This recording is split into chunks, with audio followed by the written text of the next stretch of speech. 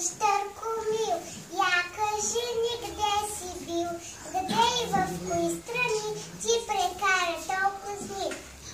Мили, хубави деца, бодри с румени лица, ще ви кажа къде съм бил, бях на гости чак при Нил.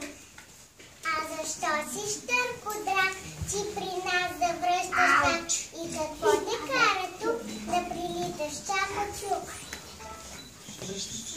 Връщам се дечица днес, хубава приятна вест. Скоро с песен и цветя ще пристигне пролетта!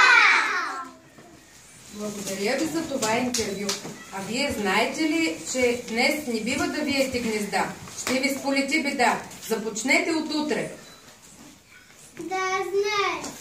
Аха, а какво още знаете за днешния празник? Първо да почистим гнездата, после да сгорим багулка, през огън да прогоним болести и лошо